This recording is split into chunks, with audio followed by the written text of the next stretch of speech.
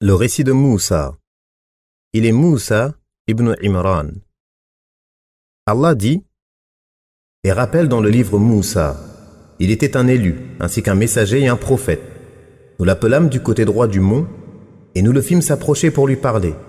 Et par notre miséricorde, nous fîmes de son frère Haroun un prophète. Allah a fait mention de Moussa en de très nombreux endroits du Coran, et il a cité son récit de façon concise ou détaillée à maintes reprises.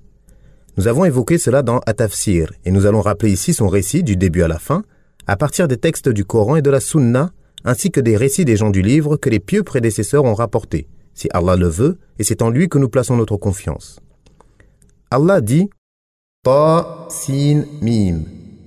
Voici les versets du livre explicite. Nous te racontons en toute vérité l'histoire de Moussa et Pharaon, à l'intention des gens qui croient. Pharaon était hautain sur terre, il divisa les habitants en clans, en méprisait une partie dont il égorgeait les garçons et épargnait les filles. Il était un véritable fauteur de troubles, mais nous voulions favoriser ceux qui avaient été méprisés sur terre et faire d'eux des guides et qu'ils deviennent les héritiers. Nous voulions également les établir durablement et faire voir à Pharaon, à Haman et à leurs soldats ce qu'ils redoutaient. Allah mentionne ici son récit de manière concise, puis il le développe par la suite. Il mentionne qu'il raconte à son prophète l'histoire de Moussa et Pharaon en toute vérité, c'est-à-dire comme s'il y assistait personnellement. Pharaon était hautain sur terre, il divisa les habitants en clans. C'est-à-dire qu'il était un tyran, un oppresseur et un despote qui a choisi la vie d'ici-bas et s'est détourné de l'obéissance au Seigneur de l'univers. Il divisa les habitants en clans. Autrement dit, il divisa les gens en classes, groupes et genres et méprisa une partie d'entre eux, le peuple des enfants d'Israël, qui sont les descendants du prophète d'Allah, Yaqub, ibn Ishaq ibn Ibrahim, l'ami privilégié d'Allah, qui était à cette époque le meilleur peuple sur terre. Ce roi injuste, inique, mécréant et débauché, les domina, les réduit à l'esclavage et les employa dans les travaux les plus pénibles et les plus vils. En plus de cela, il égorgeait les garçons et épargnait les filles. Il était un véritable fauteur de troubles. Ce qui l'amena à agir de cette manière ignoble est que les enfants d'Israël se transmettaient des récits attribués à Ibrahim, disant que naîtrait de leur descendance un garçon qui entraînerait la chute du roi d'Égypte. Ceci venant sûrement, et Allah est plus savant, du roi d'Égypte qui désira Sahara, l'épouse d'Ibrahim, mais qu'Allah préserva. Cette bonne annonce, célèbre chez les enfants d'Israël, circula parmi les Coptes et finit par parvenir aux oreilles de Pharaon par l'intermédiaire de ses émirs et ses chefs qui veillaient auprès de lui. Ainsi, il ordonna de tuer tous les nouveau-nés mâles des enfants d'Israël par précaution. Mais la précaution ne préserve pas du destin. Allah dit « Nous voulions favoriser ceux qui avaient été méprisés sur terre, les enfants d'Israël, et faire d'eux des guides et qu'ils deviennent les héritiers, ceux à qui sera donné le royaume d'Égypte et ses terres. Nous voulions également les établir durablement et faire voir à Pharaon, à Haman et à leurs soldats ce qu'ils redoutaient. Nous ferons du faible un fort, du dominé un dominant, et du méprisé un noble. Et tout cela s'est réalisé chez les enfants d'Israël, comme Allah dit, « Et nous avons attribué les régions orientales et occidentales de la terre que nous avons bénies aux gens qui avaient été mis en esclavage. » Et la très belle promesse de ton Seigneur sur les enfants d'Israël s'accomplit en récompense de leur endurance. Et nous avons détruit ce que faisait Pharaon et son peuple, ainsi que ce qu'ils construisaient. Ainsi nous les avons fait quitter des jardins, des sources, des trésors et un lieu de séjour agréable. Il en fut ainsi, et nous les avons donnés en héritage aux enfants d'Israël. L'essentiel étant que Pharaon prit des précautions afin d'empêcher la naissance de Moussa, au point de charger des soldats et des sages-femmes de rendre visite à toutes les femmes enceintes afin de connaître leur date d'accouchement. Si une femme mettait au monde un garçon, il l'égorgeait sur le champ. Selon les gens du livre, Pharaon ordonna de tuer les garçons afin d'affaiblir les enfants d'Israël et qu'ils ne puissent pas se soulever s'ils les combattaient. Mais cela est discutable, voire dénué de tout fondement, car cela se produisit alors que Moussa était déjà prophète. Allah dit « Puis quand il leur eut apporté la vérité de notre part, ils dirent « Tuez les fils de ceux qui ont cru avec lui et laissez leurs filles. Mais les ruses des mécréants ne vont qu'en pure perte. » C'est pour cela que les enfants d'Israël ont dit à Moussa « Nous avons été persécutés avant que tu ne viennes à nous et après ton arrivée. » Ce qui est authentique est que Pharaon a ordonné une première fois de tuer les garçons pour prévenir la naissance de Moussa. Ainsi le destin dit Ô toi, le roi despote, et trompé par sa grande armée et l'étendue de son pouvoir, l'immense qui n'est jamais vaincu, qu'on ne peut réduire à l'impuissance et au décret duquel on ne peut s'opposer, a décidé que ce garçon dont tu te protèges, en tuant un nombre incalculable de gens, sera élevé dans ta maison et sur ta couche, consommera de ta nourriture et ta boisson dans ta demeure. Et c'est toi qui vas l'adopter, l'éduquer et le faire grandir. Et sans que tu t'en aperçoives, arrivera par lui ta perte dans ce monde et l'au-delà, pour t'être opposé à ce qui t'est parvenu de vérité claire, et pour avoir renié ce qu'on lui révélera. Tu sauras, toi et toute la création, que le Seigneur des cieux et de la terre fait ce qu'il veut, qu'il est le fort, le détenteur d'un châtiment douloureux et d'une puissance et d'une volonté qu'on ne peut repousser. D'aucuns parmi les exégètes ont rapporté que les Coptes se sont plaints à Pharaon de la diminution du nombre des enfants d'Israël, en raison de la mise à mort de leurs garçons. Ils craignaient qu'avec la mort des vieillards et des nouveau-nés, ils n'aient à se charger eux-mêmes des tâches difficiles dont s'acquittaient les enfants d'Israël. Pharaon ordonna alors qu'on ne tue les garçons qu'une année sur 2. Ainsi, on rapporte que Haroun est né lors d'une année de grâce et que Moussa vint au monde l'année où les garçons devaient être tués. Sa mère eut peur pour lui et prit ses précautions dès qu'elle tomba enceinte. Et on ne voyait pas chez elle les signes de la grossesse. Lorsqu'elle accoucha, on lui inspira de le mettre dans un couffin attaché à une corde. Sa maison donnait sur le Nil, donc elle l'allaitait et chaque fois qu'elle craignait la venue de quelqu'un, elle le mettait dans le couffin et le jetait dans le fleuve, tout en gardant le bout de la corde. Lorsque les gens partaient, elle le ramenait à elle. La peine de la mère de Moussa. Allah dit, et nous révélâmes à la mère de Moussa, allaite-le, et quand tu craindras pour lui, jette-le dans le grand fleuve. Ne sois ni apeuré, ni attristé. Nous te le rendrons et ferons de lui un messager. Les proches de Pharaon le recueillirent, afin qu'il soit pour eux un ennemi et une source d'affliction. Pharaon, Haman et leurs soldats étaient réellement fautifs. La femme de Pharaon dit, « Cet enfant nous réjouira tous les deux. Ne le tuez pas. Il pourrait nous être très utile ou devenir notre enfant. » Et il ne pressentait rien. Cette révélation était une inspiration et une orientation, comme Allah dit, et ton Seigneur inspira aux abeilles, « Prenez des demeures dans les montagnes, les arbres et les treillages que les hommes font, puis mangez de toute espèce de fruits, et suivez les sentiers de votre Seigneur, rendus faciles pour vous. De leur ventre sort un nectar, aux couleurs variées, dans lequel il y a une guérison pour les gens. Il y a vraiment là une preuve pour des gens qui réfléchissent. » Il ne s'agit pas d'une révélation prophétique, comme l'a prétendu Ibn Hazm et certains théologiens. Ce qui est authentique est le premier avis, ainsi que l'a rapporté Abul Hassan al-Ash'ari, d'après les adeptes de la Sunna et du groupe des musulmans, Ahl al-Sunna wal-Jama'a. L'essentiel étant qu'on lui a inspiré ce que nous venons de rappeler et de ne pas être apeuré ou attristé, car même s'il s'en va, Allah le lui ramènera et Allah en fera un prophète et un messager, et qu'il donnera la supériorité à sa parole en ce bas monde et dans l'au-delà. Elle fit alors ce qu'on lui avait ordonné, et un jour elle le mit à l'eau en oubliant de garder avec elle le bout de corde attaché au panier. Le couffin fut emporté par le cours du Nil jusqu'au palais de Pharaon. Les proches de Pharaon le recueillirent afin qu'il soit pour eux un ennemi, une source d'affliction. Ibn Kathir fit ici une explication grammaticale pour montrer que le verset signifiait soit un châtiment, soit une conséquence. Et le deuxième avis est plus fort car Allah dit « Pharaon, Haman, son infâme ministre, et leurs soldats, ceux qui les suivent, étaient réellement fautifs, donc en contradiction avec la vérité. C'est pourquoi ils ont mérité ce châtiment et ce malheur. » Les exégètes ont rapporté que les servantes l'ont trouvé dans le couffin fermé et n'ont pas eu l'impudence de l'ouvrir jusqu'à l'apporter à la femme de Pharaon, Asiya bint Muzahim. En ouvrant le couffin et en retirant le voile, elle vit le visage de Moussa, resplendissant des lumières et de la majesté prophétique. En le voyant, elle ressentit d'emblée un amour intense pour lui. Lorsque Pharaon arriva, il lui dit « Qu'est-ce ?» et ordonna qu'on le tue. Mais Asiya refusa énergiquement de donner le bébé et le défendit en disant « Cet enfant nous réjouira tous les deux. » Pharaon lui répondit « Il te réjouira toi, mais pas moi. C'est-à-dire que je n'ai pas besoin de cet enfant. » Elle dit « Il pourrait nous être très utile. » Allah lui accorda ce profit qu'elle espérait. En ce monde, Allah la guida à travers lui, et dans l'au-delà, elle demeurera au paradis. Ou devenir notre enfant.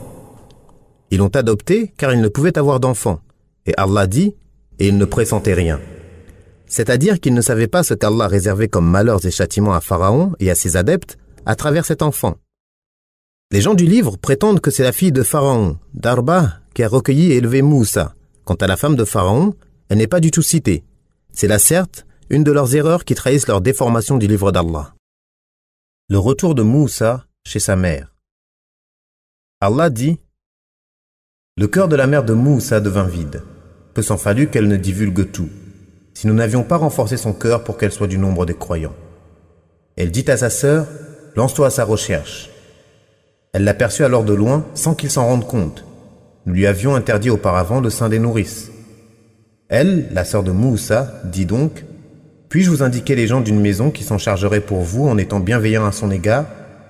Ainsi nous le rendîmes à sa mère, afin qu'elle se réjouisse, qu'elle ne s'afflige pas et qu'elle sache que la promesse d'Allah est vraie. Mais la plupart d'entre eux ne savent pas. Ibn Abbas, Mujahid, Ikrima, Saïd ibn Jubair, Abu Ubaïda, Al-Hassan, Qatada, Ad-Dahak et d'autres ont dit, à propos de la parole d'Allah, et le cœur de la mère de Moussa devint vide, c'est-à-dire vide de toute chose de ce bas monde, sauf Moussa. Peu s'en fallut qu'elle ne divulgue tout.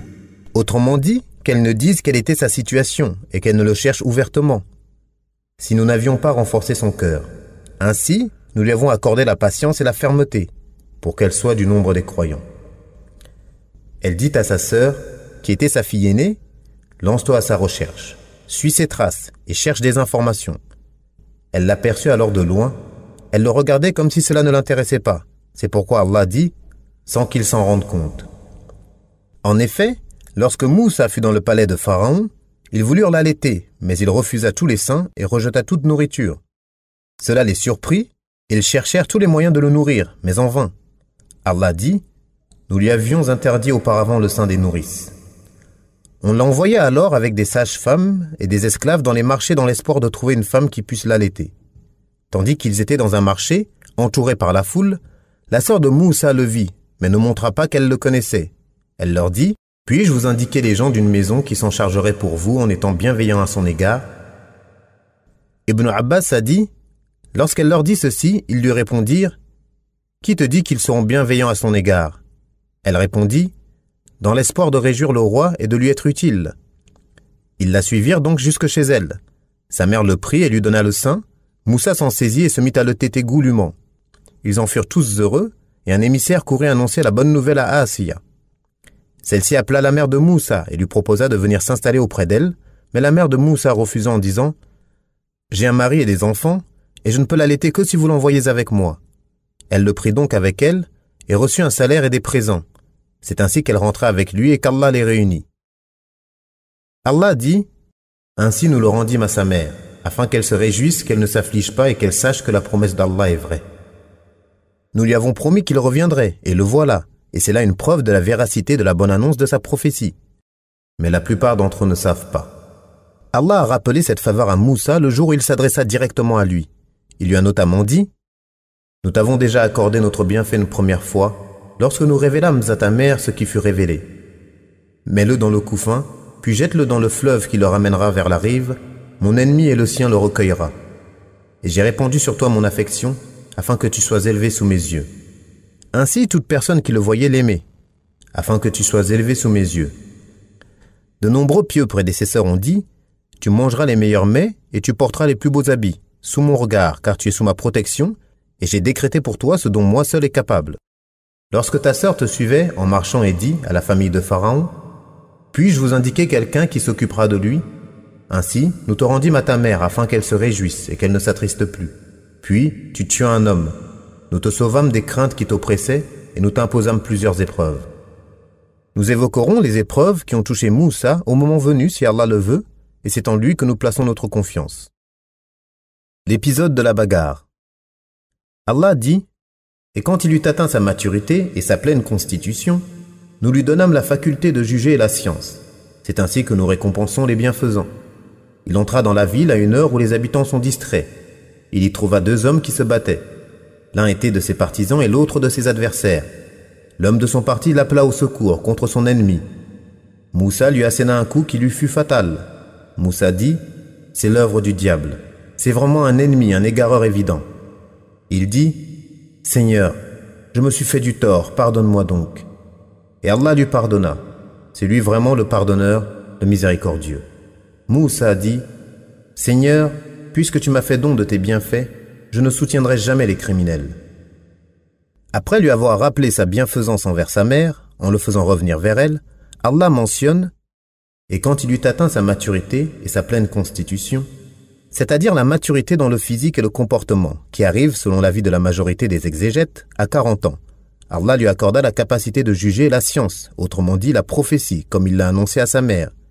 Nous te le rendrons et ferons de lui un messager. Allah mentionne ensuite les raisons qui ont poussé Moussa à quitter l'Égypte et à se rendre sur les terres de Madian et à s'y établir pour un temps convenu, puis la manière dont Allah lui a parlé et le bienfait qu'il lui a accordé. Allah dit, il entra dans la ville à une heure où les habitants sont distraits. Ibn Abbas, Saïd ibn Jubayr, Ikrimah, Qatada et As-Suddi ont dit que cela se passa au milieu de la journée. Pour Ibn Abbas, dans une autre version, à la tombée de la nuit. Il y trouva 2 hommes qui se battaient. L'un était de ses partisans, un membre des enfants d'Israël, et l'autre de ses adversaires, un copte, comme cela est rapporté d'Ibn Abbas, Qatada, As-Suddi et Mohammed ibn Ishaq. L'homme de son parti l'appela au secours contre son ennemi. Ceci car Moussa était influent en Égypte, car il était le fils adoptif de Pharaon et avait grandi dans son palais. Les enfants d'Israël avaient, eux, acquis puissance et notoriété, car ils avaient recueilli et allaité Moussa, et étaient donc ses oncles de lait. Ainsi, lorsque le membre des enfants d'Israël appela Moussa à son secours contre le copte, Moussa vint et lui asséna un coup qui lui fut fatal.